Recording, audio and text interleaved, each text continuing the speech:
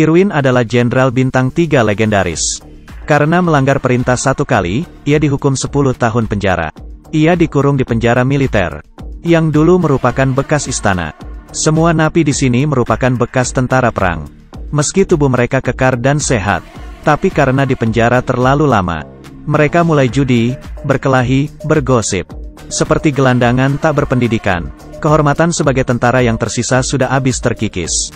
Malamnya, kepala penjara, Inter, menyambut Jenderal Irwin, idolanya.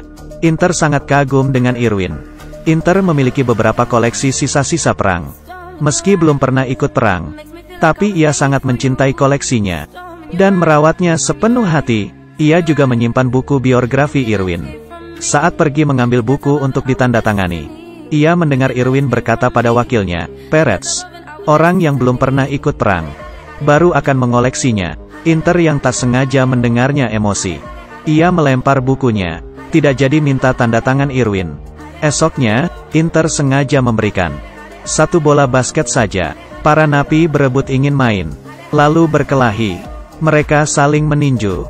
Baru di saat situasi tak terkendali, Inter baru membunyikan alarm. Semua napi langsung tiarap. Irwin juga bingung harus berbuat apa. Ia juga tiarap bersama mereka. Lalu, sipir di menara menembak 2 napi tadi dengan peluru karet. Ia lalu diseret ke sel isolasi. Rencana Inter berhasil. Ia sengaja membuat Irwin tiarap di bawah kakinya, supaya Irwin sadar bahwa dia yang berkuasa di sini. Saat makan siang, napi menghampiri Irwin dan melaporkan kejahatan Inter padanya. Para tahanan sering ditembak. Banyak yang tewas seketika dan terluka parah. Mereka berharap Irwin dapat melaporkannya dan minta kepala penjara baru. Irwin mengatakan, ia tak mau ikut campur. Ia hanya ingin pensiun dengan tenang 10 tahun lagi. Ia tak mau memikirkan hal ini. Tapi, masalah menghampiri Irwin. Hari ini, Aguilar yang gagap memberinya hormat. Inter kebetulan melihat mereka. Inter iri karena ia tidak pernah dihormati. Ia merasa kedudukannya lebih rendah dari Irwin. Inter menghukum Aguilar dengan menyuruhnya hormat semalaman. Meski kehujanan dan kedinginan, ia bertahan.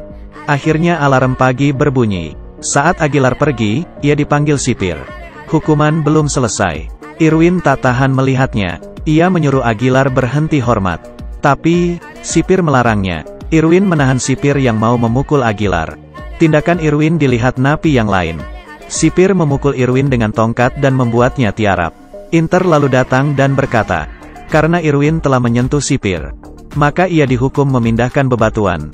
Di tengah cuaca terik dari ujung ke ujung, Inter menggunakan cara ini untuk mempermalukan Irwin. Tapi, ia tidak mengira Irwin berhasil memindahkan semua batu. Para napi bersorak kegirangan. Inter masih belum puas. Bila alarm belum bunyi, Irwin belum boleh berhenti. Meski teman-temannya merasa itu tak adil, tapi juga tidak bisa apa-apa. Mulai saat itu, para napi sangat menghormati Irwin. Hari ini mereka ke lapangan, dan Irwin memerintahkan mereka merubuhkan dinding. Ia menyuruh Aguilar untuk membangunnya dengan benar kali ini. Bakat Aguilar diturunkan dari ayahnya. Napi yang dulu memusuhi Aguilar menyuruhnya mengukir nama di batu.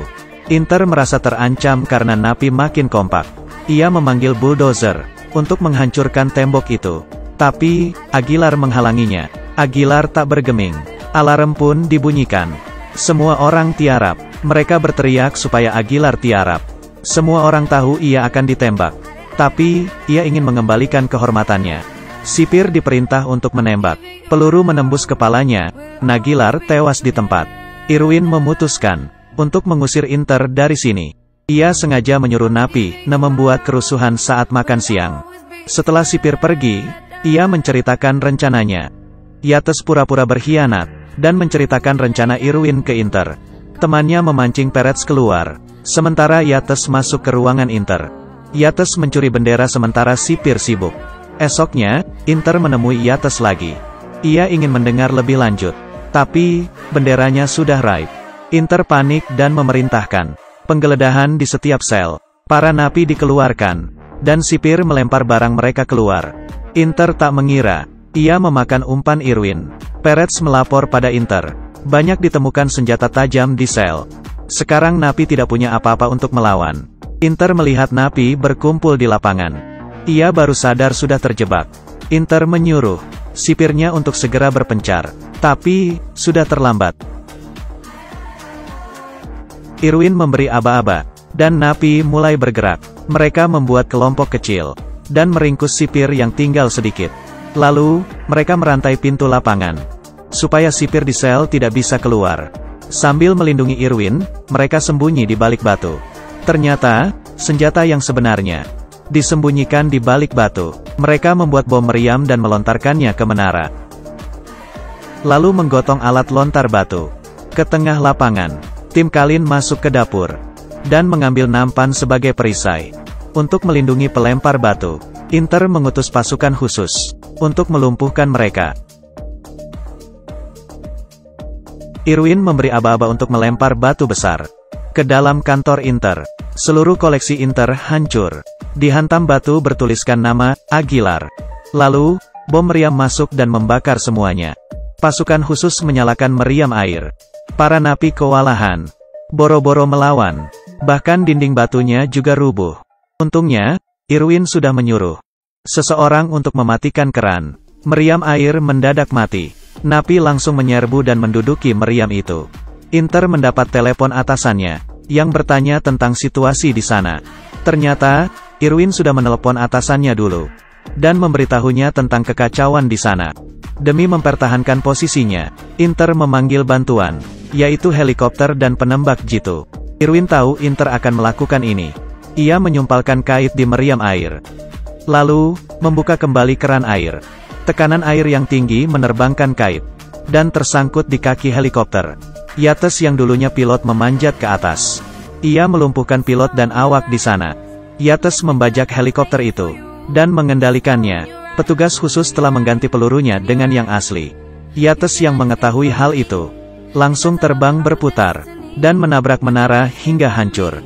Irwin lari menyelamatkan Yates. Untung saja, ia berhasil selamat dari ledakan. Mereka lalu mengambil bendera, dan mengumpulkan napi. Pengibaran bendera dimulai. Inter menyusul ke sana, dan membawa pistol dengan peluru asli. Ia menyuruh pasukannya mengepung. Inter menyuruh semua orang tiarap. Tapi, tidak ada yang mempedulikannya. Irwin yang takut teman-temannya terluka, menyuruh mereka untuk tiarap saja. Ia sendiri pergi mengibarkan bendera. Inter sangat marah. Ia menyuruh bawahannya menembak. Tapi, tidak ada yang mengangkat senjata. Saat Irwin mengibarkan bendera, Inter menembaknya beberapa kali. Peluru menembus organ vital Irwin. Irwin mengerahkan sisa tenaganya, sampai bendera berkibar. Tapi, benderanya tidak terbalik. Karena mereka merdeka sekarang.